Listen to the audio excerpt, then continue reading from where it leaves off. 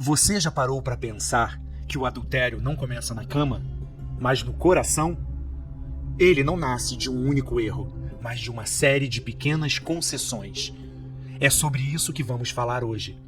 Não com acusação, mas com discernimento. Porque o inimigo não chega batendo na porta, mas se aproxima nas distrações que parecem inofensivas. O pequeno começo. O adultério raramente é um impulso repentino. Na verdade, ele começa com um pensamento não confrontado.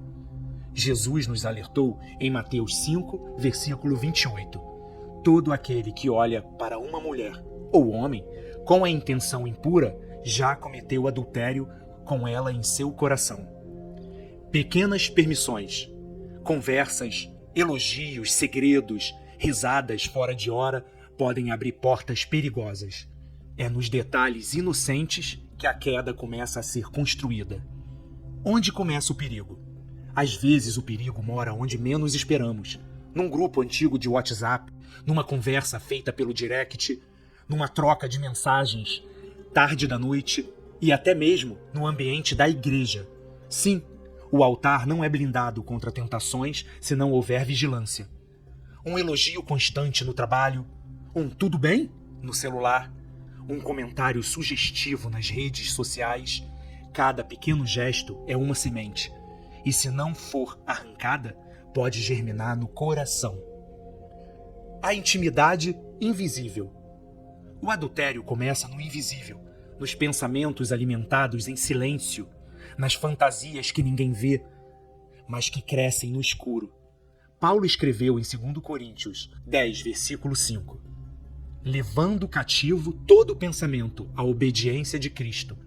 Se não confrontamos nossos desejos em oração, eles nos vencem em silêncio. Até onde pode chegar? Você construiu algo com dedicação, um casamento, uma família, uma história, mas tudo isso pode ser abalado por uma série de pequenos descuidos. Uma notificação silenciosa, uma carona inocente, um segredo guardado. O que parece amizade pode virar laço. O que parece inofensivo pode custar tudo. A Bíblia não nos alerta sobre o adultério apenas para nos condenar, mas para nos proteger. Deus ama relacionamentos firmados na verdade, na lealdade, no compromisso. Por isso, guarde o seu coração. Evite lugares, as conversas, os momentos que podem se tornar brechas. Seja intencional na pureza. O Espírito Santo é nosso aliado. Ore, vigie, fuja do mal. Como está escrito em Provérbios 4, versículo 23. Sobretudo, o que se deve guardar? Guarda o teu coração, porque dele procedem as fontes da vida. Se esse vídeo falou com você, deixe o seu like, compartilhe com alguém que precisa ouvir isso. Jesus elimina pensamentos negativos. Você já se sentiu preso em uma espiral de pensamentos negativos? Aquela voz interior que insiste em dizer: você não é bom o suficiente, nada vai dar certo, Deus se esqueceu de você. Essas vozes não vêm de Deus. Elas são como nuvens escuras tentando esconder a luz que Cristo colocou dentro de você. Mas hoje eu quero te lembrar de algo poderoso. Jesus elimina pensamentos negativos. Ele não apenas traz a paz à mente, ele transforma a forma como pensamos. Na Bíblia, em Filipenses 4, verso 8, está escrito: tudo o que é verdadeiro, tudo o que é honesto, tudo o que é justo, tudo o que é puro, tudo o que é amável, se há alguma virtude, se há algum louvor, nisso pensai. Jesus quer que a nossa mente esteja cheia dessas coisas, daquilo que edifica e traz paz. Quando ele entra na nossa vida, ele não muda só o nosso coração, ele muda o nosso modo de pensar. O inimigo tenta plantar sementes de medo, de culpa e de dúvida, mas Cristo planta fé, esperança e amor. Lembre-se, o campo de batalha da fé muitas vezes é a mente. É ali que o inimigo tenta nos enfraquecer, mas também é ali que Jesus quer nos libertar. Quando os pensamentos ruins vierem, pensamentos de fracasso, tristeza ou comparação, declare em voz alta: eu tenho a mente de Cristo. Porque em 1 Coríntios 2, verso 16, está escrito: nós temos a mente de Cristo.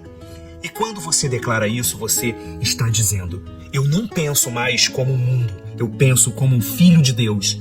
E sabe o que acontece quando deixamos Jesus dominar nossos pensamentos? A ansiedade perde força, a culpa se dissolve e a alegria volta a florescer. Talvez hoje você esteja lutando com pensamentos que te ferem, te paralisam ou te fazem duvidar de si mesmo. Mas Jesus te convida a entregar tudo isso aos pés da cruz. Ele quer limpar a sua mente, curar o seu coração e te mostrar um novo jeito de enxergar a vida. Em Romanos 12, verso 2, está escrito: não vos conformeis com este mundo, mas transformai-vos pela renovação da vossa mente. A transformação que você busca começa dentro de você, quando você deixa Cristo ser o centro dos seus pensamentos. Respire fundo, deixe o amor de Jesus Cristo inundar a sua mente, agora. E lembre-se, nenhum pensamento negativo é mais forte do que o poder daquele que venceu a morte e venceu o mundo. Por que os demônios do Gadareno pediram para ir aos porcos? A Bíblia nos conta em Marcos 5 sobre um homem possesso por uma legião de demônios que vivia nos sepulcros, afastado de todos, preso em cadeias que não podiam contê-lo. Esse homem sofria dia e noite, até que encontrou Jesus. O texto narra que, ao verem o Filho de Deus, os demônios se desesperaram e suplicaram para que não fossem enviados para fora daquela região, mas que fossem para uma manada de porcos que estava por perto. Por que eles pediram isso?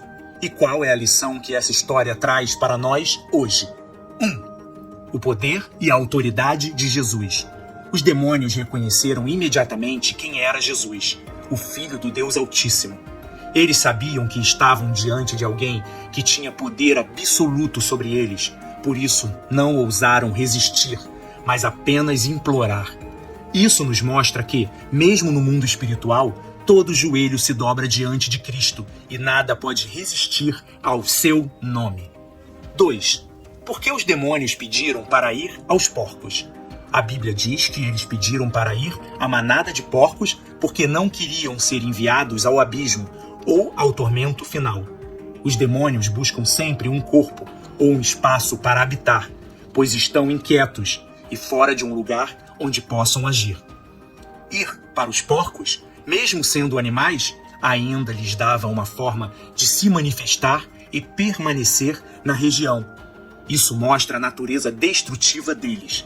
Logo que entraram nos porcos, todos se precipitaram no mar e morreram. O inimigo sempre busca destruir, seja vidas humanas ou até mesmo a criação. 3. A reação da cidade. O mais interessante é a reação das pessoas da cidade. Em vez de se alegrarem porque o homem foi liberto, ficaram revoltadas porque perderam seus porcos, que eram fonte de renda. Eles valorizaram mais o lucro material do que a salvação de uma vida.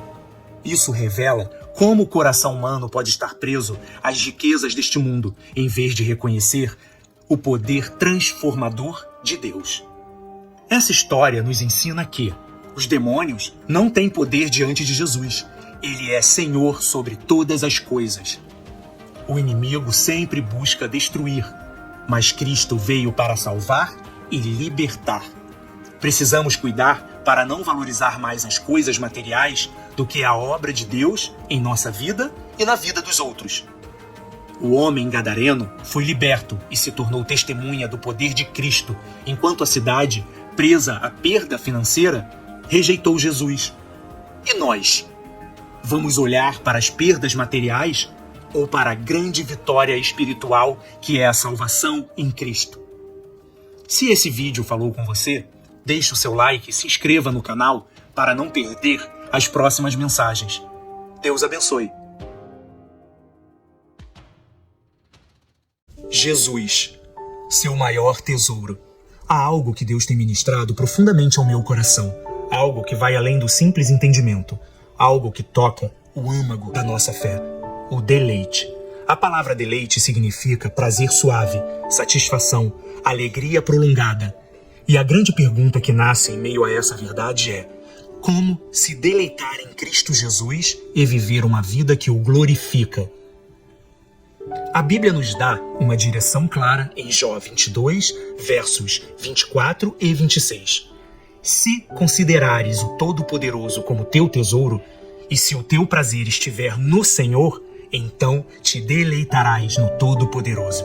E Jesus também declarou: onde estiver o seu tesouro, ali estará o teu coração. Perceba algo poderoso aqui.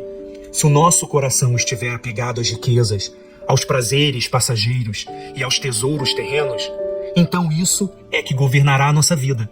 Mas se o nosso coração estiver em Cristo, se Ele for o nosso maior tesouro, o nosso coração o seguirá e o fará com deleite, não por obrigação.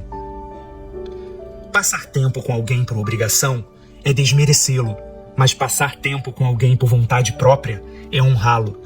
Da mesma forma, quando você busca Cristo apenas por dever, por medo ou por costume, você perde o brilho da comunhão verdadeira. Mas quando você deseja Jesus acima de todas as coisas, quando o seu prazer está nele, você mostra ao mundo que ele é precioso, desejável, insubstituível, o seu tesouro. Quando uma pessoa encontra o deleite supremo em Deus, o próprio Deus é glorificado como o tesouro dessa pessoa. A Bíblia diz que o céu tem ruas de ouro. Mas repare, o ouro é apenas o chão de lá. Isso significa que o que é valioso aqui na terra será insignificante diante do verdadeiro tesouro, a presença de Deus. Mente quem diz que a maior bênção dos céus é o céu. O céu só é o céu porque Deus está lá. Se ele não estivesse, o céu perderia todo o sentido. Não é o lugar que importa, é a presença dele.